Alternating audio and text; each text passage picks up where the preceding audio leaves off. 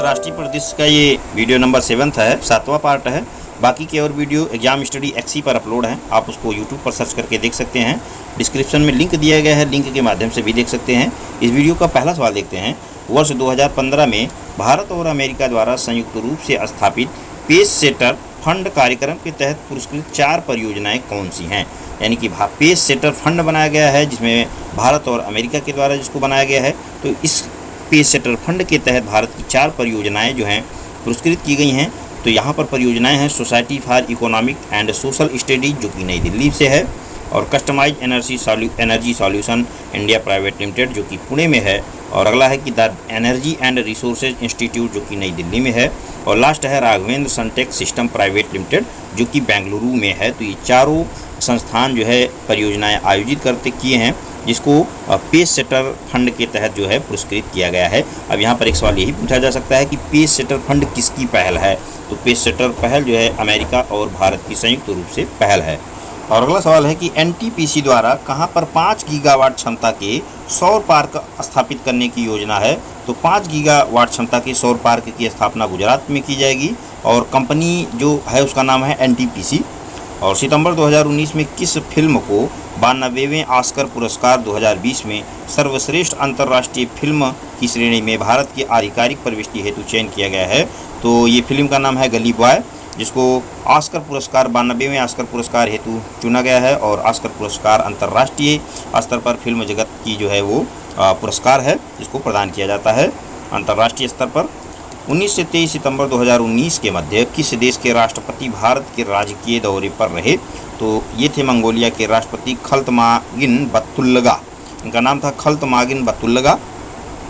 और यहाँ पर हम मंगोलिया की जोग्राफिकल लोकेशन देख लेते हैं। दरअसल जब कोई भी देश चर्चा में रहता है तो उसके साथ में जो सीमाएं साझा करने वाले उसके पड़ोसी देश हैं वो महत्वपूर्ण हो जाते हैं। तो आप यहाँ पर देखेंगे कि ये मंगोलिया है, जिसके दक्षिण में चीन है, और उत्तर में जो है वो रूस बसा हुआ है, रूस की स्थिति है।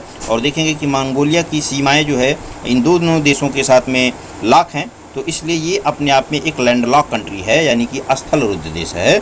और स्थलरुद्ध देश होने का मतलब ये है कि इसकी सीमाएं किसी भी प्रकार से समुद्र से नहीं टच करती हैं, पूरी की पूरी लैंडलॉक है, चारों तरफ से ज़मीन से घिरा हुआ ये हिस्सा है। और अगली न्यूज़ भी फिल्म जगत से ही संबंधित है। ब्रिटिश पत्रिका द गार्जियन द्वारा 21वीं सदी की 100 सबसे बेहतरीन फिल्मों की सूची में स्थान पाने वाली एकमात्र भारतीय फिल्म कौन सी है? तो फिल्म का नाम है गैंग्स ऑफ वासेपुर, जिसके निर्देशक अनुराग कश्यप हैं।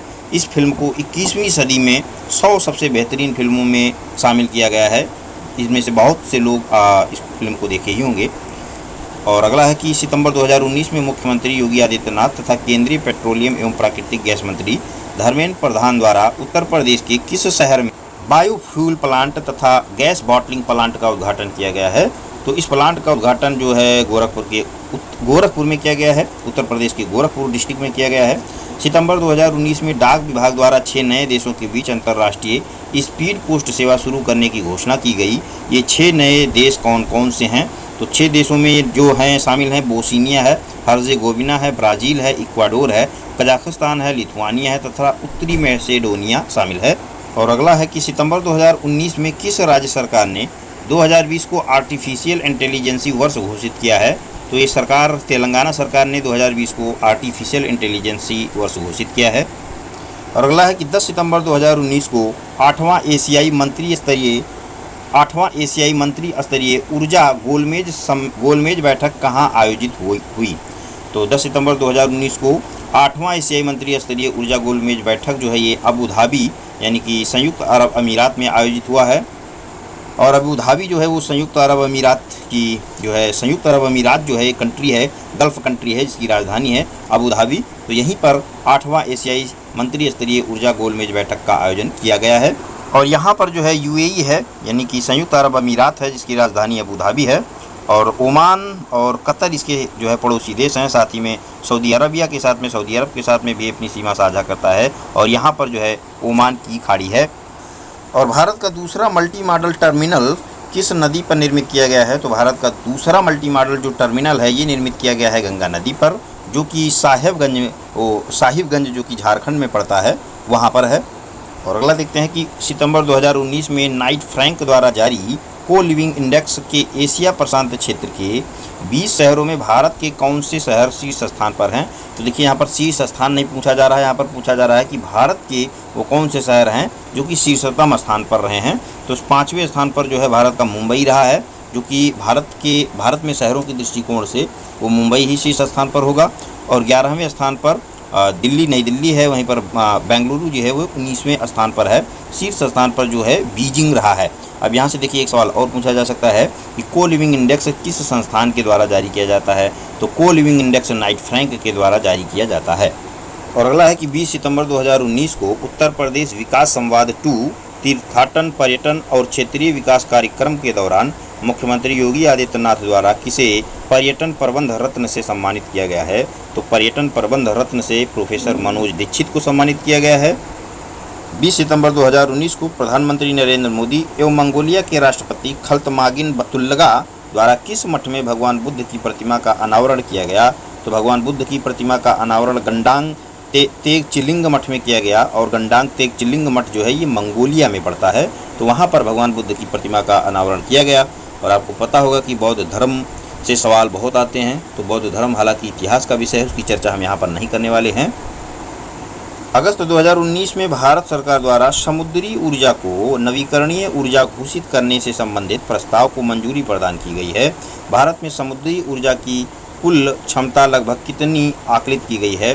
तो भारत में समुद्री ऊर्जा की जो क्षमता है वो 12,455 मेगावाट आकलित की गई है। तो अब जो है समुद्री ऊर्जा जो होगी उसको भी नवीकरणीय ऊर्जा की कैटेगरी में रखा जाएगा। और आपको पता होगा कि नवीकरणीय ऊर्जा जो है हमारे यहाँ जो भी जैसे सौर ऊर्जा हो गया, पवन ऊर्जा हो गया, इस प्रकार के जो रिसोर्सेज हैं वो हमारे यहाँ पर्यावरण प्रदूषण से जो है मुक्त वातावरण हमको प्राप्त करेंगे, प्रदान करने में सहायता करेंगे। तो इसलिए जो है नवीकरणीय ऊर्जा को एक प्रकार से बढ़ावा दिया जा रहा है, जिसमें अब समुद्री ऊर्जा को भी शामिल किए जाने का प्रावधान किया गया है। और अगला देखते हैं कि 29 से 30 अगस्त 2019 के मध्य लेह में 26वें लद्दाखी किसान जवान विज्ञान मेले का आयोजन किस राष्ट्रीय संस्था द्वारा किया गया है। तो इस संस्था का नाम है उच्च उन्नतांश अनुसंधान रक्षा संस्थान। इसी के द्वारा 26वें लद्दाखी किसान जवान विज्ञान मेले का आयोजन किया गया है। और नेक्स्ट है कि 11 सितंबर 2019 को प्रधानमंत्री नरेंद्र मोदी द्वारा राष्ट्रीय पशु रोग नियंत्रण कार्यक्रम का शुभारंभ कहाँ से किया गया। तो उत्तर प्रदेश के मथुरा जिले से जो है राष्ट्रीय पशु रोग नियंत्रण कार्यक्रम का शुभारंभ मोदी जी के द्वारा किया गया। सड़क परिवहन और राजमार्ग मंत्रालय भारत सरकार द्वारा किस तिथि से डिजिटल पेमेंट प्रणाली यानी कि फास्टैग को अनिवार्य कर दिया गया है। देखिए फास्टैग का नाम आप न्यूज पेपरों में या न्यूज में कई बार सुनते होंगे। तो फास्टैग को हम डिजिटल पेमेंट प्रणाली कहते हैं। तो ये अनिवार्य कर दिया गया है 1 दिसंबर 2019 से। और अगला वन्य जीव अभ्यारण्य से लेकर के सवाल है। हाल ही में दंपा बाघ अभ्यारण्य को क्लाउडेड लेपर्ड के अध्ययन स्थल के रूप में चुना गया है। यह अभ्यारण्य किस राज्य में स्थित है। तो ये है मिजोरम में। और अगला है कि 28 अगस्त 2019 को किस देश ने विश्व का पहला फेशियल बायोमेट्रिक डेटा आधारित नाविक पहचान दस्तावेज लॉन्च किया है। तो ये देश है भारत। और अगली न्यूज़ गुजरात को लेकर के है कि 23 अगस्त 2019 को नीति आयोग द्वारा जारी समग्र जल प्रबंधन सूचकांक 2019 में गैर हिमालयी राज्यों में से किस राज्य को शीर्ष स्थान प्राप्त हुआ है। तो गुजरात को यहाँ पर शीर्ष स्थान प्राप्त हुआ है। एक सवाल और पूछा जा सकता है कि समग्र जल प्रबंधन सूचकांक किसकी पहल है। तो ये पहल है नीति आयोग की।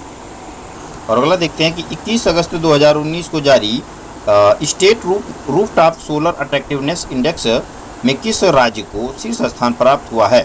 तो रूफटॉप सोलर अट्रैक्टिवनेस इंडेक्स में कर्नाटक को शीर्ष स्थान प्राप्त हुआ है। 29 जुलाई 2019 को अंतर्राष्ट्रीय बाघ दिवस के अवसर पर प्रधानमंत्री नरेंद्र मोदी ने बाघों के अखिल भारतीय अनुमान 2018 के चौथे चक्र परिणाम जारी किए हैं। इसके अनुसार 2018 में बाघों की संख्या बढ़कर के कितनी हो गई है। तो देखिए बाघों की संख्या बढ़कर के 2967 हो गई है। लेकिन एक सवाल ये भी है कि 29 जुलाई को अंतर्राष्ट्रीय बाघ दिवस मनाया जाता है। और साथ ही में जो ये अनुमान है ये 2018 की जो रिपोर्ट चौथी रिपोर्ट जारी की गई थी उसके आधार पर ये अनुमान तय किया गया है कि 2967 बाघों की आबादी हो चुकी है इस समय। और अगली न्यूज निष्ठा को लेकर के है, एक निष्ठा योजना है उसको लेकर के है। देखते हैं कि 21 अगस्त 2019 को देश भर में 42 लाख सरकारी शिक्षकों के प्रशिक्षण की अभूतपूर्व राष्ट्रीय पहल का शुभारंभ किया गया है।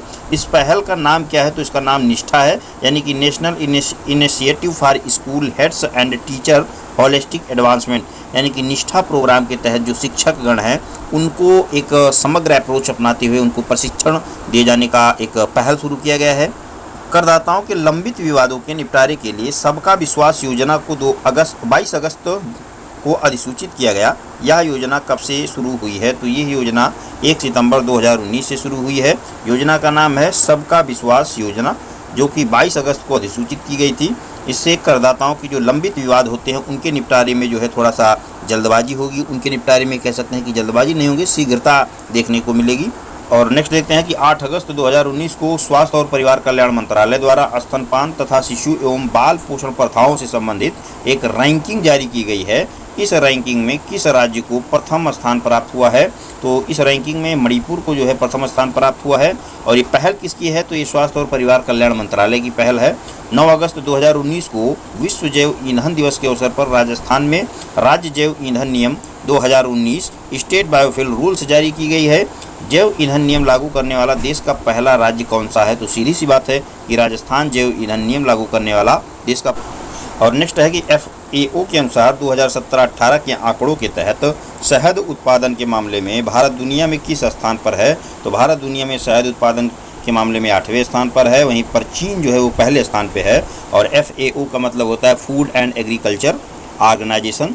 फूड एंड एग्रीकल्चर ऑर्गेनाइजेशन ये संयुक्त राष्ट्र की एक एजेंसी है। 25 जून 2019 को नीति आयोग द्वारा स्वस्थ राज्य प्रगतिशील भारत रिपोर्ट का दूसरा संस्करण जारी किया गया है। इसमें बड़े राज्यों में शीर्ष रैंकिंग किसे प्राप्त हुई है? तो स्वस्थ राज्य प्रगतिशील भारत रिपोर्ट के दूसरे संस्करण में बड़े राज्यों में शीर्ष स्थान केरल को प्राप्त हुआ है। और अगला देखते हैं कि स्वस्थ राज्य प्रगतिशील भारत रिपोर्ट 2019 के अनुसार विभिन्न संकेतकों के मामलों में आधार से संदर्भ वर्ष तक स्वास्थ्य परिणामों में अधिकतम बेहतरी दर्शाने वाले राज्य कौन से हैं? यानी कि स्वस्थ राज्य प्रगतिशील भारत रिपोर्ट में जिन जिन संकेतकों को आधार बनाया गया था उन सभी संकेतकों में सबसे बेहतर प्रदर्शन करने वाले कौन से राज्य हैं? तो सबसे बेहतर प्रदर्शित करने वाले ये राज्य हैं। पहला राज्य है हरियाणा, दूसरा है राजस्थान और वहीं पर तीसरा है झारखंड राज्य है। और अगला है कि 31 मई 2019 को नई शिक्षा नीति का मसौदा समिति ने मानव संसाधन विकास मंत्रालय को सौंप दिया है। नई शिक्षा नीति की मसौदा जिसने तैयार किया है उस समिति के अध्यक्ष पूछ रहे हैं कौन है? तो समिति के अध्यक्ष थे डॉक्टर कस्तूरी रंजन। और आखिरी सवाल देखते हैं कि 22 जून 2019 को किस भारतीय राज्य ने प्रभावशाली बाढ़ प्रबंधन के लिए बाढ़ एटलस का शुभारंभ किया है? तो बाढ़ एटलस का शुभारंभ करने वाला ये राज्य है उड़ीसा। और इसी के साथ में राष्ट्रीय परिदृश्य का वीडियो समाप्त होता है। आगे की वीडियो में हम अंतर्राष्ट्रीय परिदृश्य की बात करने वाले हैं, तो इसके लिए आप चैनल को सब्सक्राइब कर लीजिए। अगर अच्छा लगे आपको, चैनल आपके काम का हो तो लाइक शेयर सब्सक्राइब कीजिए। अपने सुझाव भी हमें कमेंट में बताइए।